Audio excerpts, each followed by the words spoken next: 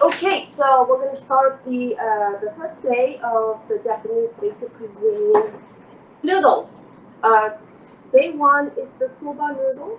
So this is one of the very authentic noodle. It's buckwheat. It says buckwheat, but it's not wheat. It is the seed of the grain, and there's no gluten in it. Although if you buy regular soba noodles, most of them have wheat together. So today I have, this is not authentic Japanese noodle, soba noodle. I have a gluten-free one that I had in my pantry from King Soba Noodle Culture. And there are authentic one that you can buy from Eden brand, or if you go to the Japanese store, you can find the authentic one. And most of them are mostly wheat. More than half is wheat and less soba noodle. So you really have to see the ingredients. It's not easy to find the one that's more buckwheat than the wheat. The best one in Japan, the most common one that it's good, is called Nippachi. Nippachi, so 2-8. So 20% wheat and 80% soba noodle, soba buckwheat. So that's one of the very common and high quality one, if you can find that. And the other ingredients, the most important ingredients for Japanese cuisines are soup stock ingredients. So we call it dashi. Dashi is the base of Japanese cuisine. So here is the kombu seaweed and bonito flakes.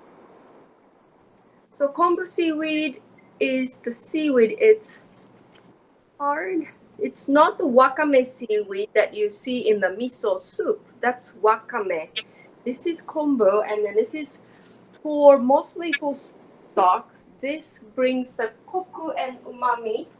So natural MSG is in it.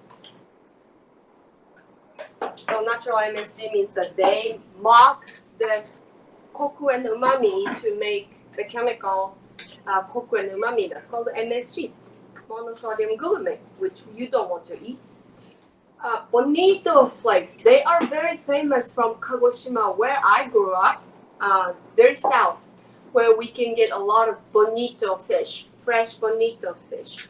Now they steam the bonito fish, and they will put certain mold around the piece of the bonito meat, and they hang it and ferment it and age it. So the really good one, it takes about 1 year to 2 years to make it. And the fresh one, you buy a whole piece of solid, hard bonito, and then you're gonna scrape, how do you call it? Slice it very thin, and it becomes like a paper thin bonito. So these two are very basic. And also there's another one, shiitake mushroom, the sun-dried, not fresh, sun-dried shiitake mushroom. Those three are the main soup stock. So before we go, let me fill out the pot. So first, you're going to fill out the big pot for the noodles. So while we fill out, I'm going to talk about other ingredients.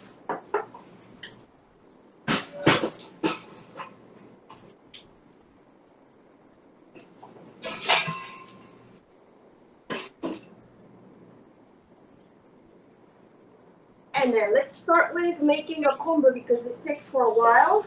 So the kombu seaweed, you're going to soak it in the water at least 30 minutes in room temperature.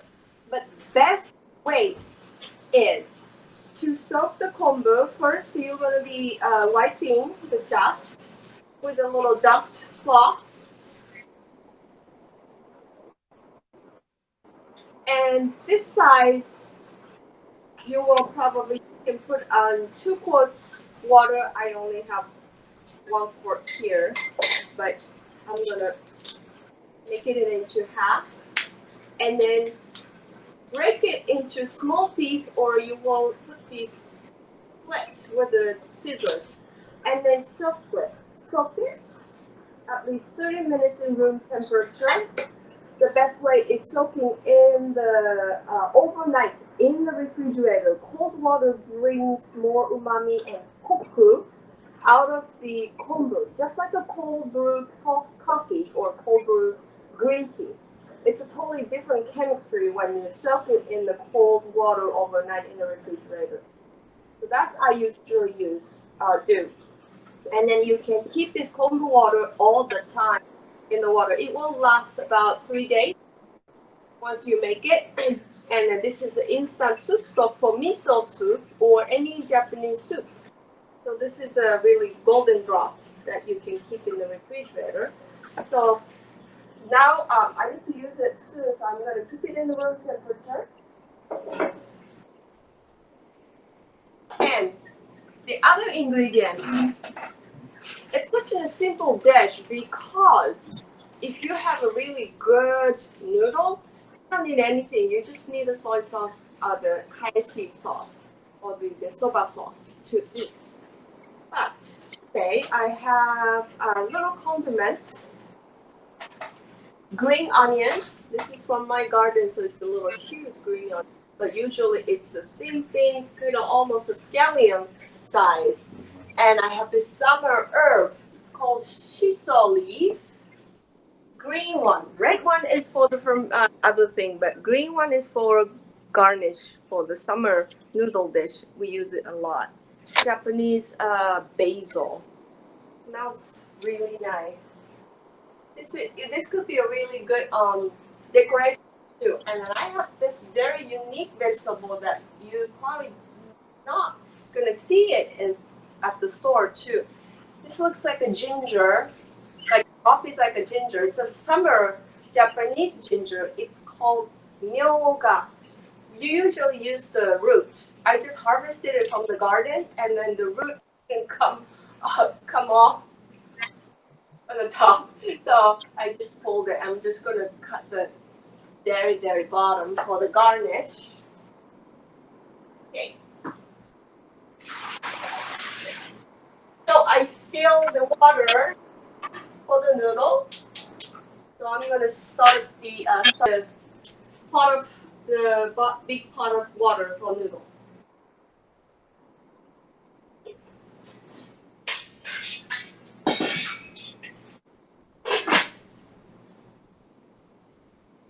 So other ingredients. This is another topping garnish. This is very popular in the United States. Everybody knows it's nori seaweed.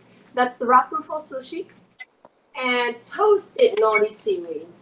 And I'm going to show you later how to toast it at home to make it crispy and fresh. And I have a little garden here. This is a radish sprouts called kaiwane.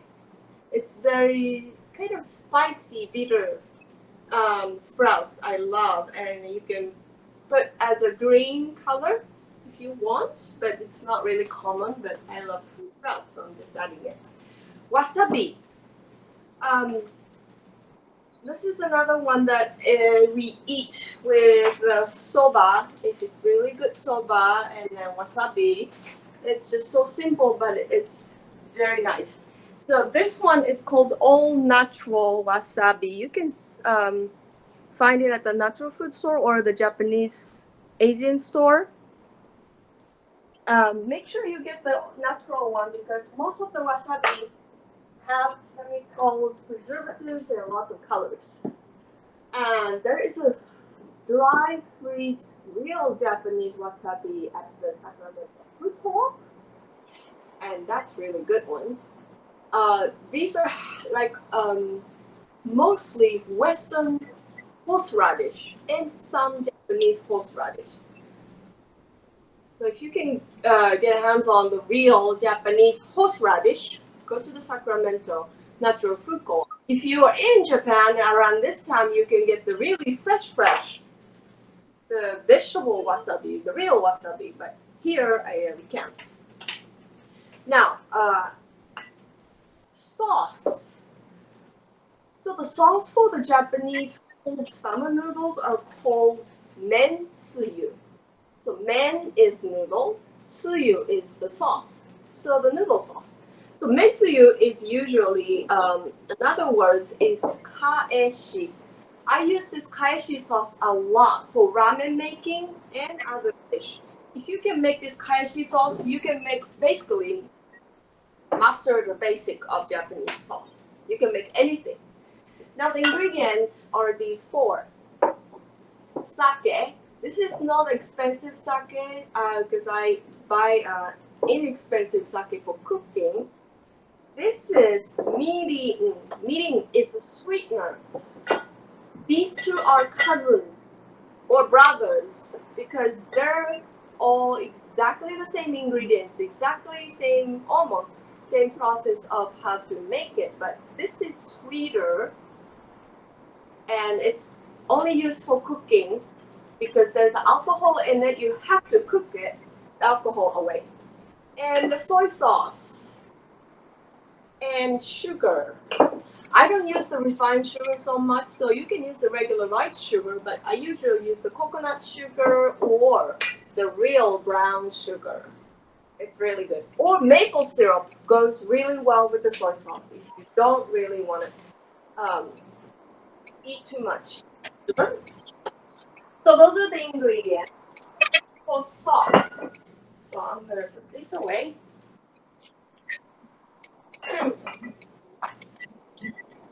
The tools you need is chopstick. This is a long cooking chopstick. We call it saibashi. And one fork and then spoons. Saibashi, yeah. And the knife, you have to have a sharp knife for everything. Well, most of the home in Japan have a sharp knife sharpener, but in America, many of them don't. So here's the trick of sharp. This is a Band-Aid sharpening, so you really have to have a good knife sharpener. If your knife is dull, wet the knife, and the ceramic, which has a rough bottom, not treated, no coated on the bottom, and you're gonna be like this, and flip, and flip, and you'll get the knife sharp really fast. But it doesn't last long because this is a really rough one. So it's a good Band-Aid. Now, so let's start with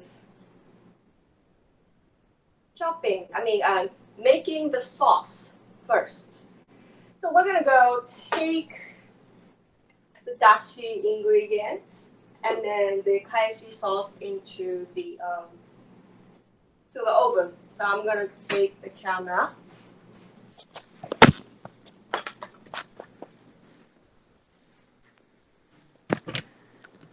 So I am cooking the hot water for the noodle, and I am going to do the sauce here. Let me secure the camera.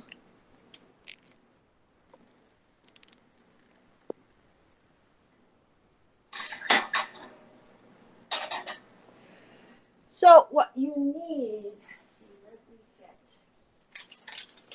so the amount that we're making is enough for all these three classes. So the soba noodle and ramen, cold ramen, summer ramen noodle, and the third day of the udon noodle. But even if you don't make those, this is really great multi-purpose sauce. It's exactly like teriyaki. Ingredients is the same. How to make is almost the same, but teriyaki is a sweeter. So you can adjust the sweetness, and you can use it for stir fry and then everything. Now, first, what you need to do is measuring the sake. Mirin goes in here. So let's go to mirin, 1/4 cup of mirin.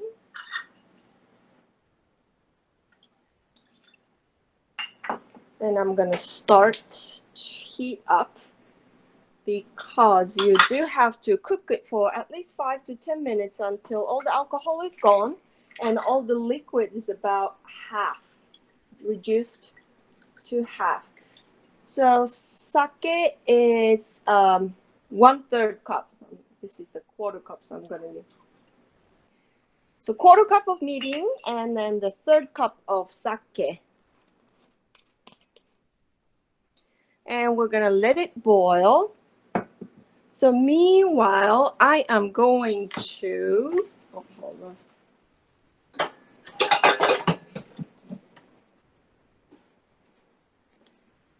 We're gonna put this here.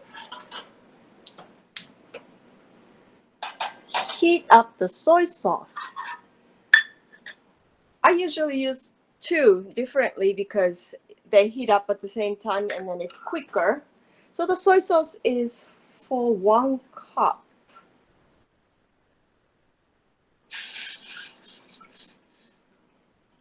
We're gonna mix them all together later. And this Kaeshi sauce, there's no ingredients, it goes bad. So it will last almost forever. And it tastes better when you age it. So once you make it, you're gonna put it in the jar, glass jar, no plastic, glass jar, and then cover with the cloth, not the airtight cap. And then you're gonna wait for 2 weeks usually. If you are a high-end restaurant chef, you're gonna wait for 2 weeks. But today we were gonna wait for just 4, 5, 10 minutes. So as you age, it tastes better. And then it will last forever in the pantry, not in the fridge. Room temperature is okay. So it's a great things to have. And if you want to cook the barbecue, teriyaki barbecue chicken or meat, you can add a little more sugar before you cook it or soak the meat. And it's a great barbecue sauce too. So this is cooking. And I'm warming the soy sauce and get the sugar ready. So 2 tablespoons of sugar.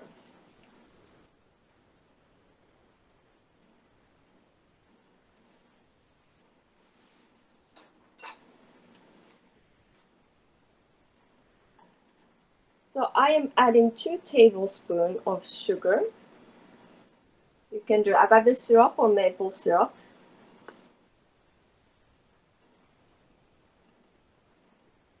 Once you put the sugar, soy sauce and sugar loves to get burned.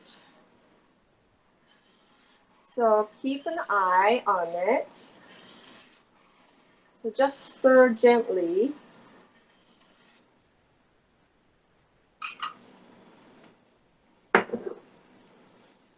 And I'm going to let you see this golden foam on the top of soy sauce.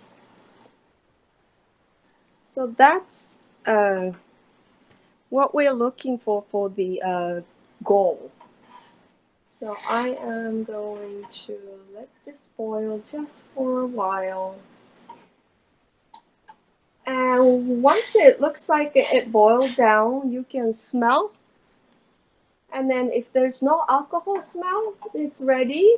Then I'm going to let it boil just a little bit. I'm going to go to very low. You don't want to boil.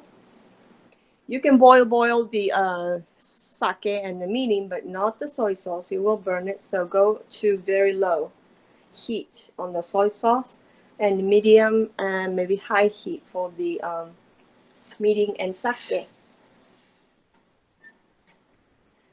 So, and I'm going to add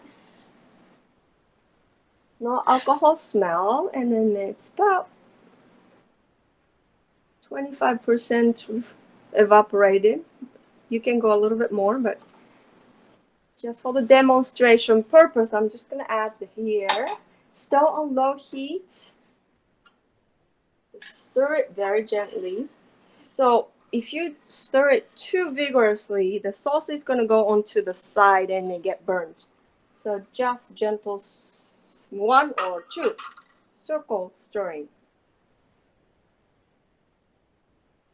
And since soy sauce is already warm, it's almost done.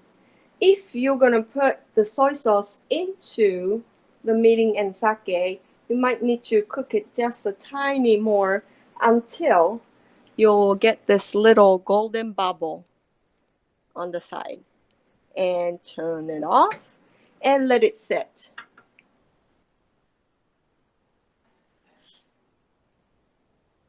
Now I am going to make dashi.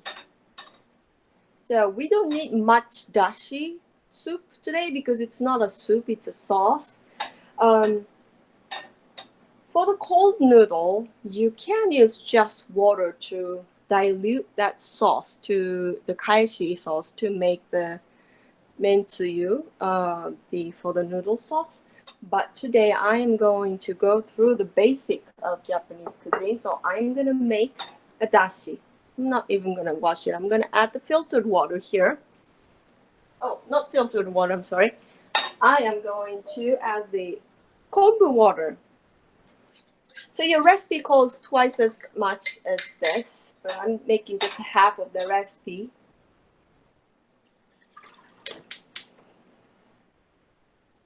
And you're gonna keep the kombu in here and then wait until boiling point, but you don't want to boil it, so you are going to lift up the kombu seaweed right before boiling point. The reason is that the kombu, if it's boiled too long, it starts to give this too much seaweed taste, which you don't want. So you're gonna be usually taking off. That's the basic. And let me put everything away. And bonito flakes comes in after spoiling, taking out the kombu seaweed. So let me check the hot water. For the soba noodle, just like a pasta, you will need a lot of water, but there is a little difference. There's no salt in it. You don't need to put the salt in the noodle water. So the this dashi soup stock, once you make it, you can keep it in the refrigerator for up to 3 days, and that is going to be a great soup stock for miso soup. If you're making the miso soup, you're going to just need to add your miso paste into the soup stock, and then you will have the instant miso soup. And you can add the tofu or the wakame seaweed and green onions, chopped green onions, and you will get the quick miso soup just like you eat, just like you get at the restaurant, sushi restaurants. And by the way, most of the sushi restaurant doesn't make their own miso soup. It's pre-made with the MSG in it, and most of the chef or the waiter waitress don't know if even the MSG is in it. So if you are sensitive to MSG, avoid the miso soup at the restaurant. Chinese restaurants are very famous for MSG, but Japanese restaurants could be worse because they don't even know the MSG is in most of the sauce. Even the teriyaki sauce have the MSG. So if the sushi restaurant doesn't make their own sauce or the dashi soup stock, miso soup, you can assume that MSG is already in it. Now, there's a couple of sushi restaurants that I go to in local Sacramento that they make their own sauce and no MSG. One is Uimaru. It's on Madison. And then there's another one with Momiji in downtown area. I'm not sure if the Momiji is still there, but Uimaru is one of my favorites. When I teach the cooking class, Always people ask me, where do you go? But I have to say, I don't go out to eat to the Japanese restaurant because I can make most of them good, except some sushi. I cannot make it well, like the sushi chef. So I go to Yuimaru if I go. And also another good Japanese restaurant is in Elk Grove. Is it Elk Grove? It's called Yoshi. They are excellent too. So now, water is starting to boil. So it's about time to pick up kombu. You can taste this water and you can taste just the umami and koku, what that tastes like. So now we have 5 senses on the taste buds. Sweet, sour, heat, salty, and what was the other one? Sweet, sour, salty.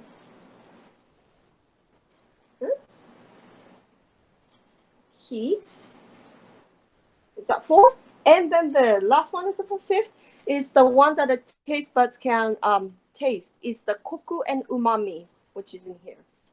So it's not the salty sugar, but it is not. It is the amino acid. So it's almost like you can taste that sugary or sweet taste.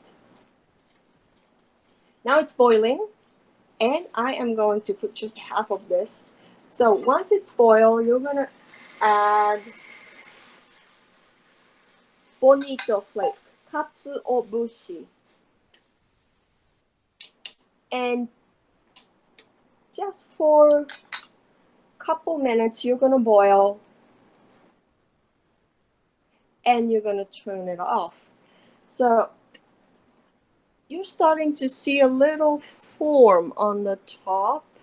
These are called aku. We call it aku. And these guys are going to go out. So we believe that these aku, the forming on the top, gives impure taste. So about 1 to 2 minutes of cooking, and you're gonna turn it off and then let the fish drown. Fish can get drowned. So the the bonito flakes goes down, and then we will wait. So we're gonna let it cool because it's gonna be a cold sauce. If you're making a miso soup, you're gonna wait until all the katsuobushi, the fish goes down, and then you strain it and you start warming up, and then add the miso paste. But today we're gonna let it sit and cool it down while we get our toppings ready. So the green onion. So you're gonna wash it. Let me go wash it. I forgot to wash.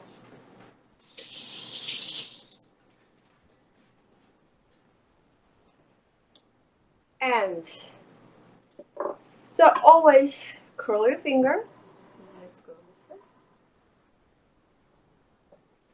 And this is a topping garnish, so you do want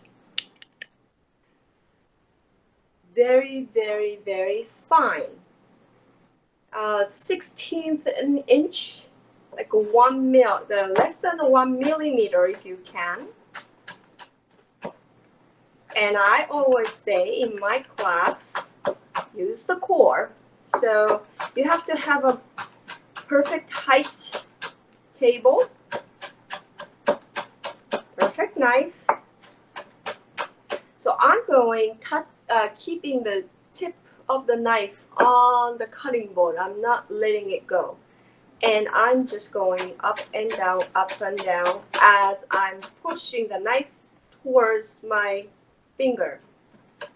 And my fingers are controlling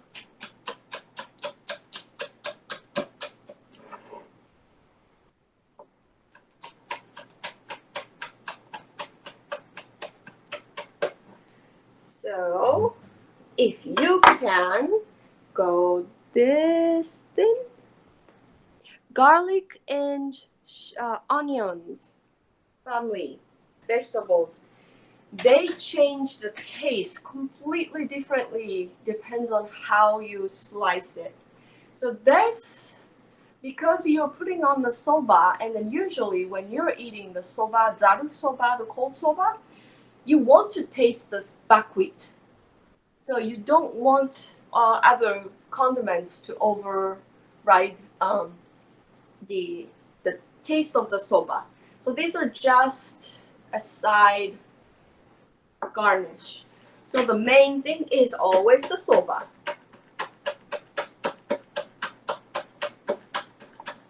Especially when you have a really good soba, you want to eat. In Japan, if you go to a good soba restaurant, the soba restaurants are always making just soba. No ramen, no udon, no sushi, just soba. Same as the ramen store. Ramen store always makes just ramen, mostly just ramen, maybe some pot stickers. And udon shop is always making udon. So they're making in-house fresh every day. So if you go to a really good soba noodle restaurant, it's a really high-end soba noodle. People likes to eat the Zaru Soba, the cold soba, just noodle. No sauce, nothing. Maybe just a tiny bit of salt. Then you can taste the soba. So the first few bites, people do that before they even use the sauce. So I am going to put this condiments on this red container, the bowl.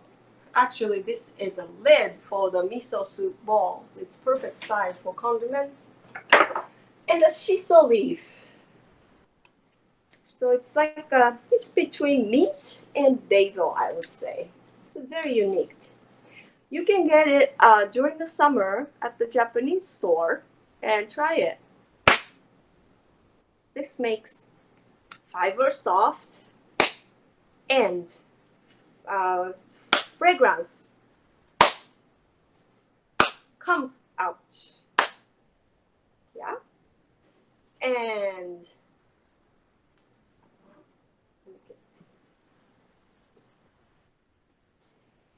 you're going to put the little leaf inside and roll. And you're going to cut it very, very, very, very fine.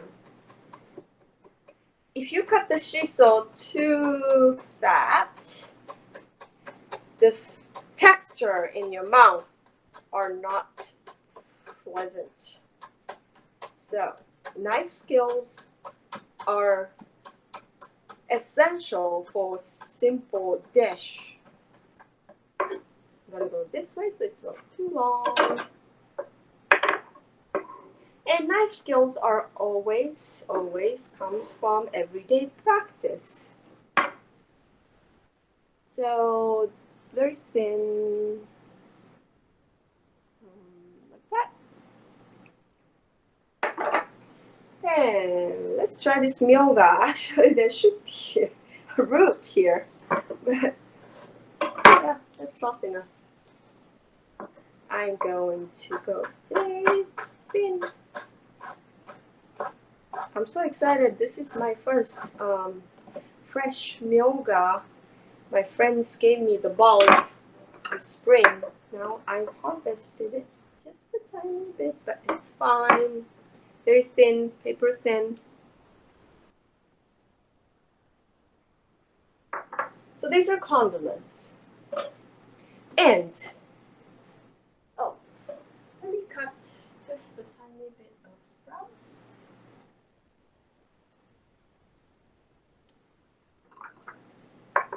And wash it.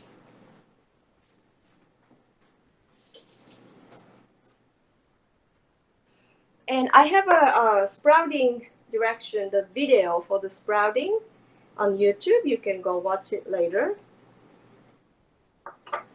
And also I have the video for Kaeshi making and a complete guide for ramen making. If you're interested in ramen, you can make it from the noodle. So next week is the ramen class. But if you want to make your own noodle, you can go to my YouTube and I will send you the link. You can make your own before the class. I usually do a ramen class and then we all make our own noodle, but this series is much easier because it's so summer, so you don't have to work hard and get too hot because it's like, what is 100, almost 10 today? This week is crazy. Now we're gonna go cook the noodle. You're gonna need the colander. And so it has to be boil, boil, boil.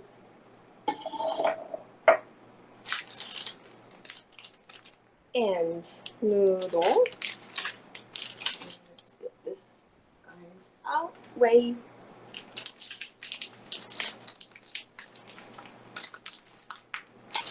And plenty of, and this much water, this is like what, 8 quarts? You usually can do 2 servings of soba noodle. This is 1 serving. And then it's nicely, the Japanese noodles almost always separated by servings. Yeah. So the trick is you have to put the noodles in the right way. And I will tell you what the right way is. So first you're going to be taking out the obi belt. Make sure the water is hard boiling. Now you're going to grab the center and you're going to go twist like this as you separately bring the noodle down.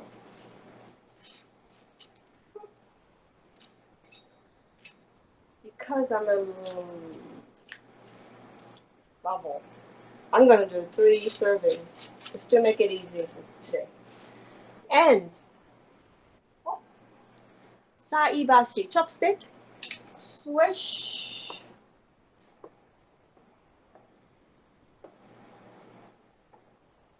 Just for a couple times.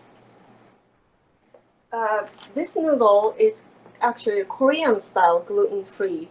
So instead of the wheat binding up the buckwheat, it is the starch. So it kind of sticks a little bit. So I have to stir it really well, but if it's the regular Japanese soba noodle, you don't have to stir it so well. And then make sure it's go high and you read the direction of your noodle, and this one says 5 to 6 minutes. So mine says 5 to 6 minutes, so I am going to put the timer for 4 minutes, and you're gonna check before 5 minutes up because you do want the al dente for this noodle. If it's a really good noodle, the buckwheat, if it's 100% buckwheat, that's very rare to see here. But Eden brand have the buckwheat 100%. You really have to be careful how to cook it. It will break down easily. But if it's 100 buckwheat, it's so easy to digest, even if it's raw. So you can go really al dente. But if it's the starch in it or the wheat in it, you do need to cook almost all the way, but not overcooked, just like pasta. So let's see. So yeah, it will. Mine sticks because of the starch. So I need to stir. So they don't stuck together. And if it's starch, it's a great strong binder of the buckwheat, so they don't break easily. Okay. Let's look at the soup stock, dashi.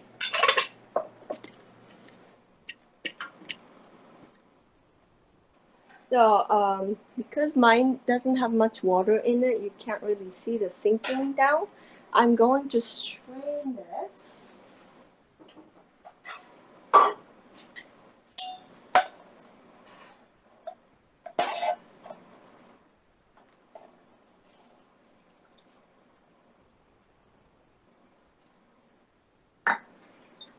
And Japanese people don't want to waste any food.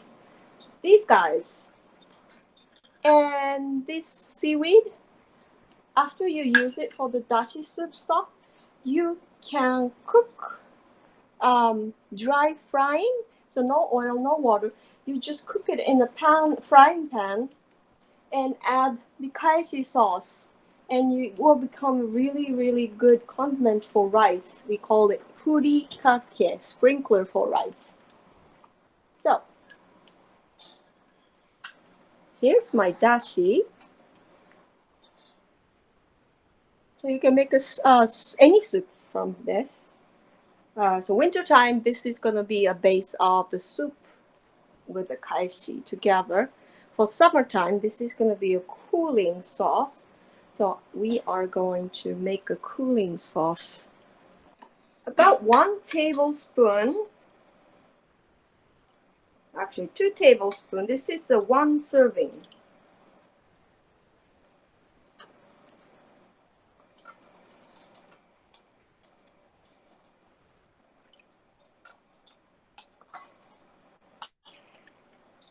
And 2 tablespoons. And let me taste.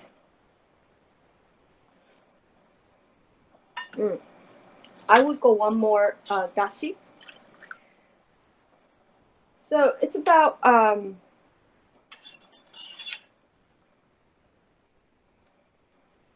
1, 2, 2. 1 kaeshi sauce, 2 dashi, and this is about 1, I would say 1 serving for the soup. And I'm gonna check the noodle.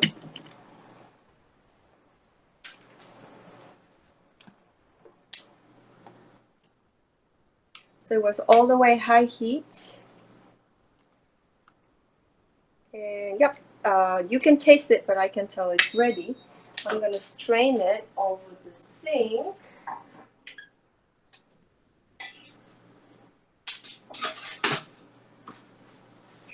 Now, the very different part of this noodle making than the Western one is that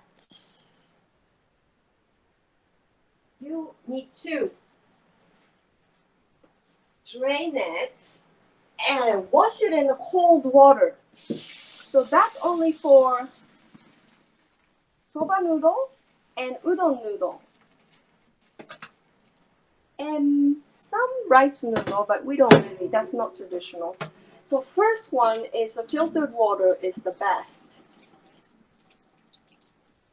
because the noodle sucks the water, and then it's hot, so watch it. And running cold water, and wash it really well. If it's made well, it shouldn't break down. If you cook it well, it shouldn't break down.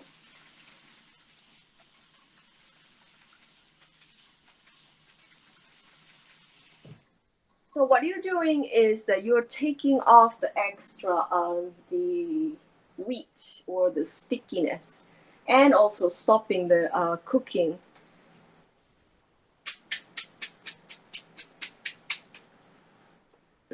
And then I will keep this there. And so toasted seaweed, I keep it in the refrigerator once I open it, but sometimes it gets stale. Now here's how to do it. Over medium-high heat, you're gonna go swish, swish, swish, swish, swish. And you're gonna start to smell the nice sea smell. It feels like you're on the ocean. So just above, not directly on the heat. There's plenty heat on the top, so switch on the above the heat. It's air. It's getting nice and crispy.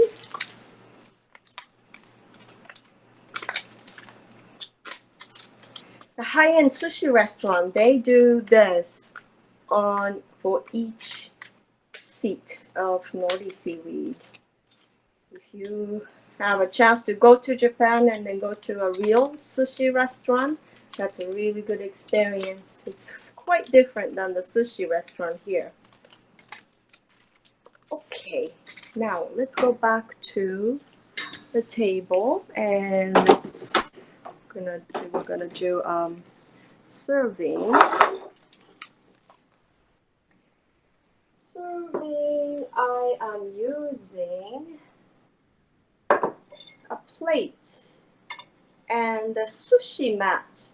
Usually there is a specific soba, Zaru Soba or Zaru Udon. Zaru means this, basket. So usually served in a basket or the flat kind of basket. Usually use the soba, the sushi mat is perfect. So this was the one serving of the dipping sauce. It's about half cup now because I put 2 tablespoons of Kaeshi sauce, 4 tablespoons of Dashi. And you can taste it and adjust. Oh, and then one more thing, wasabi. Let's get the wasabi ready. So wasabi, there is a trick to make it strong and then flavorful. So I will go about 1 teaspoon and half teaspoon. Let's start with a half teaspoon of water. Let me go get the water. So start with just a tiny bit and stir it. Okay, you clearly need more.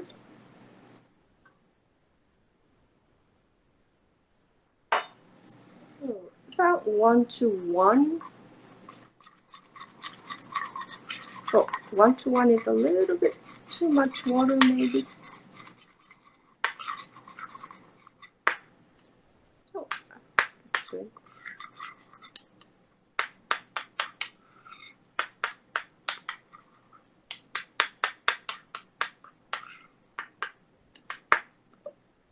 And clean up.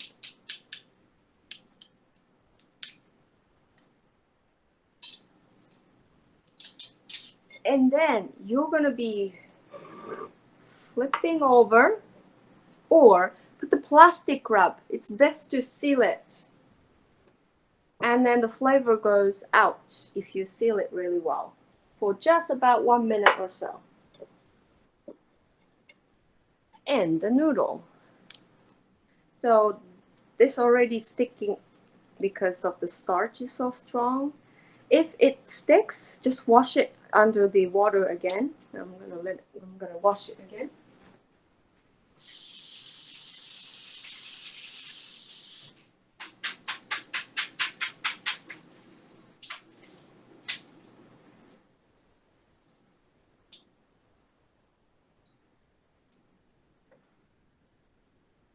So if you're serving for people, let them sit down on the table so the noodle is ready. Here, make it nice.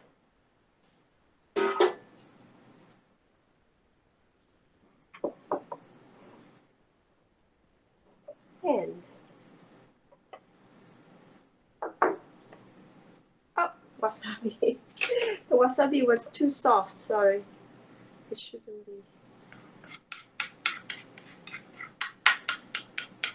And this is one of the best tool ever. It's the jam spatula. I got it from the Daiso might have it. Japanese what that store called? I forgot. So mine is a little bit soft, but it's okay. So this is how you usually serve the chopstick and chopstick rest. I'm using the shell. And sauce is usually on your left. And all the condiments, I'm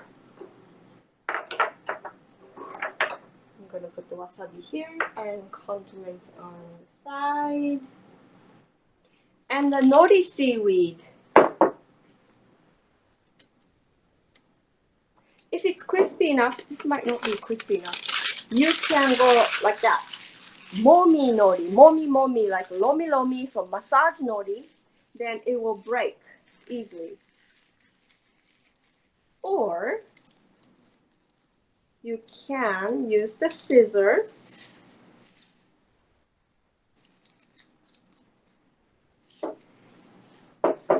and chop it in a very, very thin string size, whichever you like, and then on the top. So this is how you serve. And important part. So here is how to bless first. So this is the blessing that everybody in Japan do, called itadakimasu. With the hands together and we say itadakimasu. Itadakimasu. Literally means I'm receiving something with respect. So what we're receiving here is the food, especially we're thanking, showing the gratitude for the chef, showing gratitude for the farmers or who deliver it to us, or the friends and family. And we are also receiving the life from the nature. So we are saying to the nature that we are receiving into our body and then nourishing ourselves. So this is the shortest and then the best blessing you can do to make the food more nourishing for your body, because the best vitamin you can take is a vitamin G, vitamin gratitude. So this is saying itadakimasu, saying thank you. Originally from the terms on the Buddhism term, itadakimasu, taking the life. So itadakimasu, and here's how you eat it. Wasabi goes into the sauce.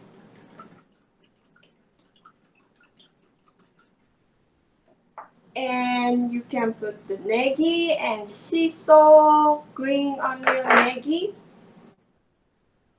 Shiso in here, myoga in here. And you're gonna be, see it's sticking?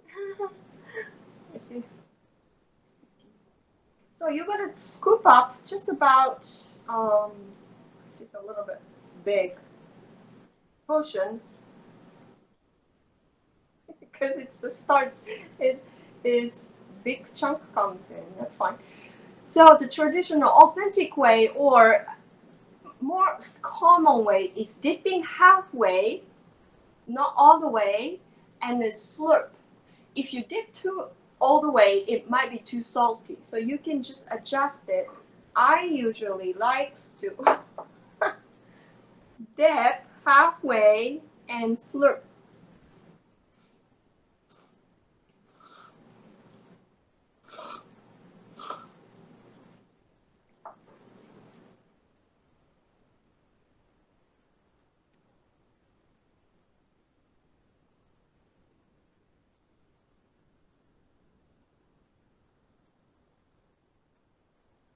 Big bite.